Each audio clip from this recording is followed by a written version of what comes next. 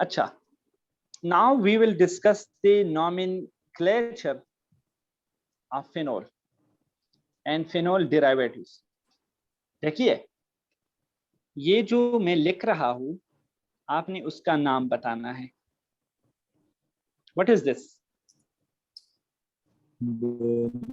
Phenol. Simple phenol है. अब इस फेनोल को ऐसा करते हैं कि हम एक अदर ग्रुप लगाते हैं. सपोज यहां पर मैंने लगा दिया क्या, ब्रोमीन. मैंने क्या लगा दिया, ब्रोमीन. देखिए, अच्छा, अभी मुझे बताओ ये ब्रोमीन कौन से कार्बन को लगा हुआ है? 3. तो इसका नाम होगा 3 ब्रोमोफिनॉल. जबरदस्त. 3 ब्रोमोफिनॉल. या इसका एक और नाम भी हो सकता है, अर्थो के मेटा के पैरा. आपकी नजर में और कौन सा नाम हो सकता है? मेटा. यस. हाँ, ये देखो, ये दोनों कार्बन अर्थो कंसिडर होते हैं, ये दोनों कार्बन मेटा कंसिडर होते हैं, ये दोनों कार्बन पैरा कंसिडर होते हैं. ये दोनों कार्बन क्या कंसिडर होते हैं? पैरा. तो अगर यहां पर हम देखते हैं यहां पर, तो यहां पर ब्रोमीन कौन से कार्बन को लगा हुआ है? शाबाश. थर्ड को. और थर्ड को हम क्या कहते हैं? मेटा. क्या? Meta bromophenol. इसको हम मेटा ब्रोमोफिनॉल कहते हैं. इसको हम क्या कहते हैं? मेटा ब्रोमोफिनॉल कहते हैं. जी सर, थर्ड को मेटा कहते हैं और ये सेकंड को क्या कहते हैं सर? अर्थो. 2 और 6 को अर्थो कहते हैं. 3 और 5 को हम मेटा कहते हैं. 5 को पैरा, 4 को पैरा कहते हैं. 4 को. ठीक है. जो ग्रुप के बिल्कुल सामने होते हैं उसको पैरा कहते हैं. जो ग्रुप के कंधों पे होते हैं, कंधों पे, जो ग्रुप के कंधों पे के साथ होते हैं उसको कहते हैं अर्थो. ठीक है. जो ना कंधों पे होते हैं ना बिल्कुल सामने होते हैं उसको हम कहते हैं मेटा. उसका हम क्या कहते हैं? मेटा. आप समझ गए? शाबाश. अभी आपने इसका नाम बताना है. ठीक है, आपने इसका नाम बताना है. शाबाश.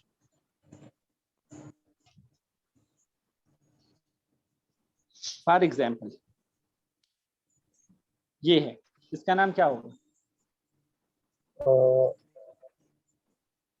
मिथाइल. सर इसका सर 3 मिथाइल फेनोल या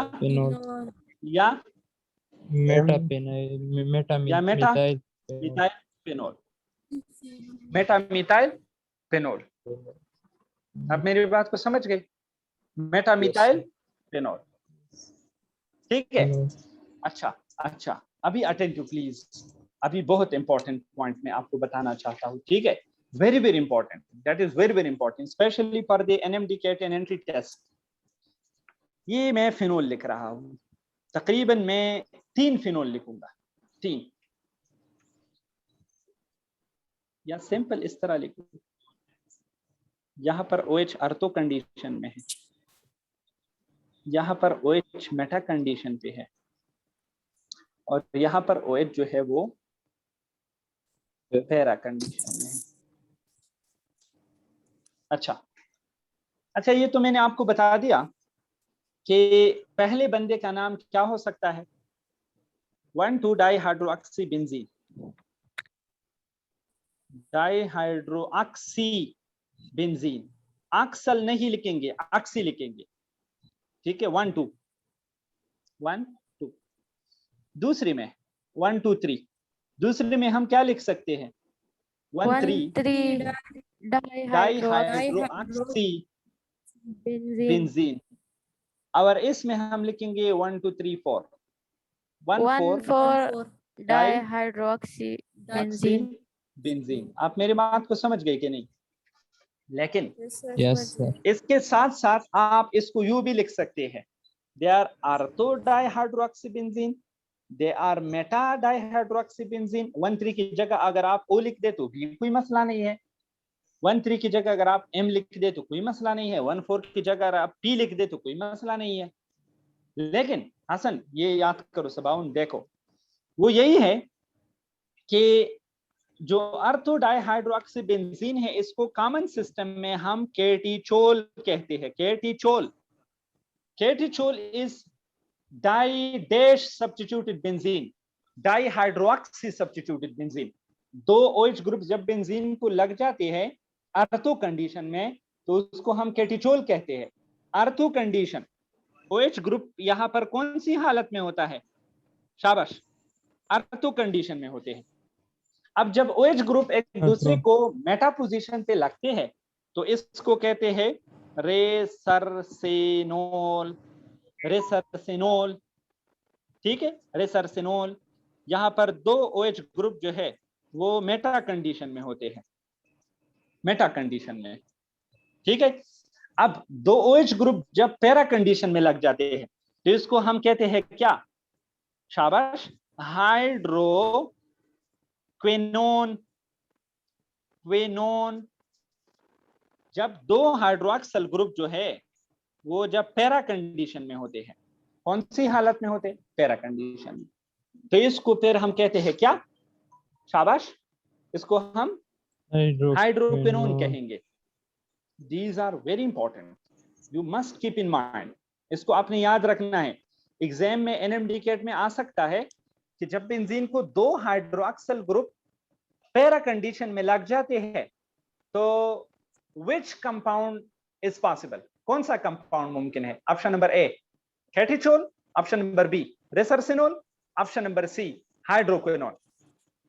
हाइड्रोक्विनोन। हाइड्रोक्विनोन। दूसरा MCQ इस तरह आ सकता है कि इन रेसरसिनोल the two hydroxyl group are dash to each other. Meta position. In meta are meta to each other. Kindly keep in mind, ये आपने याद रखने हैं। आप मेरी बात को समझ गए? एक और MCQs जो मैं आपको बताना चाहूंगा, कैटिचोल, रेसरसिनोल एंड हाइड्रोक्विनोन, ये तीनों डैश आइसोमर्स है। ये कौन से आइसोमर्स है? Structure. Position. जबरदस्त, ये पोजीशन आइसोमर है। इसमें जो फंक्शनल ग्रुप है, इसमें जो OH है उनकी पोजीशन एक दूसरे से मुख्तलिफ है। तो these are basically functional group isomerism, functional group isomers. Kindly keep in mind. अब कुछ एग्जांपल और फंक्शनल ग्रुप तो सेम, बिल्कुल फंक्शनल ग्रुप सेम है लेकिन position of functional group different है। देखिए मैंने आपको बता दिया कि पोजीशन आइसोमर्स हो गए ना। हाँ ना, तो ये पोजीशन आइसोमर्स है। यस सर, मैंने क्या कहा था? यस सर, आपने कहा फंक्शनल ग्रुप आइसोमर्स। सारी तो ये पोजीशन आइसोमर्स है। इसमें फंक्शनल ग्रुप की पोजीशन चेंज होती है, functional group is same. Yes, sir. आप समझ गए? Yes, sir. Yes sir. मैं आपको थोड़ा ये अर्थो पैरा समझाता हूँ, ठीक है? देखिए, शाबाश, बी अटेंटिव। यहाँ पर दोनों OH के बीच, दोनों OH जो है उसकी कार्बन के बीच कोई और है? No sir, no sir. तो अर्थो में कोई कार्बन नहीं होगा बीच में। मेटा में एक कार्बन होगा बीच में और पैरा में दो कार्बन होंगे बीच में। आप समझ गए? आप समझ गए कि नहीं? पहले पड़ोसी को अर्थो कहते हैं, दूसरे पड़ोसी को मेटा कहते हैं, सामने वाले पड़ोसी को पैरा कहते हैं। ठीक है सर द 2 और 6 सीधी का ना सर। دا خو یو بل ته نه دي سر ګاونډیان به ولې نه دي سر مینس کې دا ون دی نه سر ګوره ون خو ته ون ته نه ته خپل ځان ګاونډي کته سر دا 2 او 6 سری 2 او 6 کنه سر कार्बन 2 او 6 د دې په مینس کې او دا ون دا कार्बन دی نه سر ون خو ته په خپل نه ترچا गावंडी सर ترچا गावंडी वन पोजीशन باندې ودرېګوالو سر تاسو دې سوای کنه ون باندې تو ودرې دي او کنه د دغه زنه به حسابي کې خلک गावंडिस्तान है हिसाबीगी Okay, सही sir. गावंडियानस्तान है Okay, sir. हिसाबीगी Okay, sir. स्ता Awesome. स्ता स्ता खै तरफ او ګس طرف ته چې کوم لاولنی गावंडियान دي ته وای ارتو ورپسې چې پس کوم गावंडियान دی هغه ته وای میټا او مخامخ چې راشي هغه ته وای پیرا Yes, sir. Okay. اخانه پوه شوي Okay, sir. आप समझ गए Yes. देखिए अगर आपको मैं वन पोजीशन Yes. पे खड़ा करता हूँ आपसे कहता हूँ आपके लेफ्ट और राइट में जो पहले कार्बन है उसको अर्तो कहेंगे आप आपके जो Yes, sir. आपके जो लेफ्ट और राइट में जो दूसरे पड़ोस में जो कार्बन है उसको हम मेटा कहेंगे जो सामने कार्बन है उसको हम पैरा कहेंगे got it Yes, sir. Yes. जब बेंजीन को जब फेनोल को CH3 ग्रुप लगता है जब फेनोल को CH3 ग्रुप लगता है तो इसको हम कहते हैं क्रेसोल